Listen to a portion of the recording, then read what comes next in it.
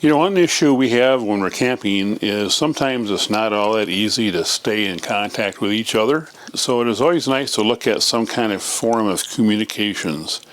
Of course, you've got your cell phone, and the cell phone can work, except that if you have a real crowded campground, especially during the weekend when you have maybe 400 people, there's a lot of contention there.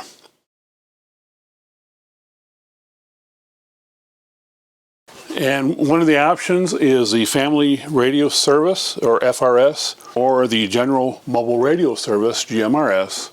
A lot of people use those, and you can buy a radio that will do both. However, GMRS, you really have to have a license, where FRS you don't.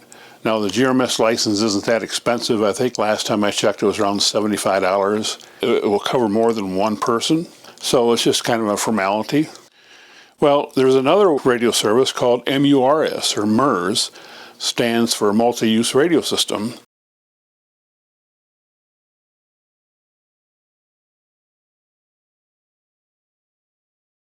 The MURS system seems to be a little more professional because, oddly enough, private individuals plus companies can use it.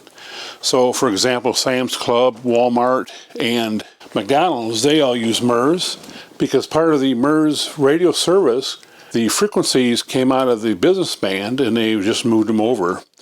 It is a bit limited since there's only 5 channels, however 2 watts maximum, and they claim up to a 10-mile range. However, in practical use, my son and I, we did some testing and we could get about 2 miles. Of course, a lot of it depends on terrain and all those kind of things. Although I am fairly impressed with the radios. The radios seem to be built a little bit better than your standard GMRS or FRS radios. And even though the GMRS radios can broadcast at a higher power, GMRS is UHF, where MURS is VHF. I bought these from a company called Radiovis, and there's only a couple manufacturers of these radios. Radiovis is one, and Motorola is another. Motorola radios are about $150 each.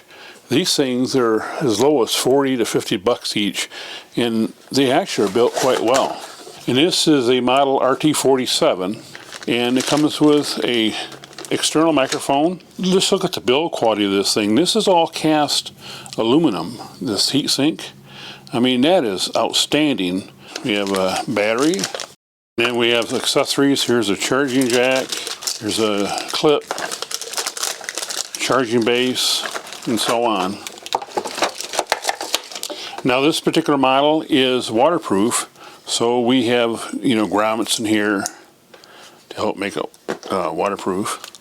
And I did get some optional accessories, kind of an FBI looking ear mic where you have a tube goes in your ear. And this model is an RT27. This one is not waterproof, and this one has a fixed antenna. It's a nice cast aluminum chassis. And again, with some accessories, here's another FBI, Secret Service, CIA, whatever you want to call it, ear mic. And it comes with a battery and a charger as well. Radiovis uses the same radio platform for their MURS band radios as they do for FRS, GMRS, and amateur radios. So make sure you buy the correct model number if you want a MURS radio. I put these side to side for a comparison.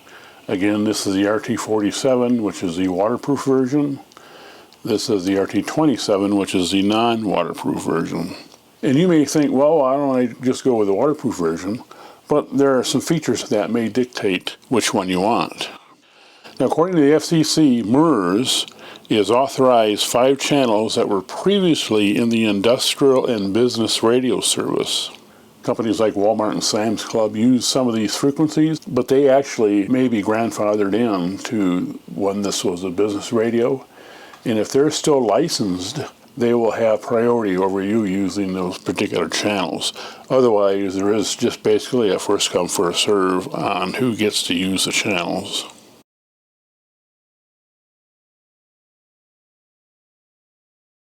The FCC calls the MURS licensing by rule, which means that all of the radios are licensed as long as they meet the FCC requirements. And you don't need a license as an individual. And these are VHF, pretty close actually to the marine band. They are limited by the FCC to a maximum 2-watt output, and the RT47 indicates in the manual up to 2-watt transmit power. However, the RT27 does not indicate the transmit power, so it could be something well under 2 watts. They just don't specify. And you can have an external antenna as long as it is no more than 20 foot above a structure or 60 foot above the ground. And even if you use an external antenna, you cannot use an external amplifier. You're still limited to 2 watts. And I'll provide a link in the description to the MURS regulation from the FCC. The waterproof radio has one knob, which is a volume knob. The non-waterproof radio has a volume knob and a channel knob. The waterproof radio has a removable antenna, so you can connect that to an external antenna. The RT27 has no external antenna connection. The general range of these are about 1 mile. Remember, VHF is line of sight, so if you were across water, you probably would get a full 2 miles out of it. If you were in a camping situation, and if you wanted to put an antenna 20 feet above your RV, a member of your family out fishing, and the lake is fairly close to the park, you'll be able to stay in communication with them. When you turn on the waterproof radio, turn on the radio too. It tells you that you turned it on, then it gives you the channel number. Then there are 2 buttons here, an up button and a down button. The up button is channel up, the down button is channel down. 3, 4, 5, 1, 2, 3, 4, 5. And then if you push the down button, 4, 3, 2, 1, 5. It just goes in the opposite direction. And then there is a push-to-talk switch on this side. With this radio, it works a little bit different. Open the radio. 1. And here, the channel button is on the top. 2, 3, 4, 5, 4, 3, 2, 1. And then again with a push-to-talk switch. Although on this one, the top switch is a scan switch. When it beeps one time, it's scanning all 5 channels. And to turn it off, when you hear 2 beeps, the scan is no longer active. And the bottom switch is a squelch disable. If you're having a hard time hearing a distant station, squelching is preventing you from listening, you can press this button. And speaking of squelch, for both of these radios, it is adjustable, but it has to be done in software. Unfortunately, they do not give you either the cable or the software that's required to program these. If you need to program any of the features, then you're going to have to come up with a cable and software. And if we look in the manual, we'll see a whole series of codes. There's probably 50 of them here. And you can program your radio to have one of these codes in it. And when you do so, the only radio that it'll communicate with is another radio with the same code. So you have kind of a privacy function that allows you maybe to have a little more private conversation. However, you're still only on the same 5 channels. This is known as a Kenwood style connector. And when you open the side of the non-waterproof radio, then it'll fit in here. With the waterproof style, we have a door that has to be taken off.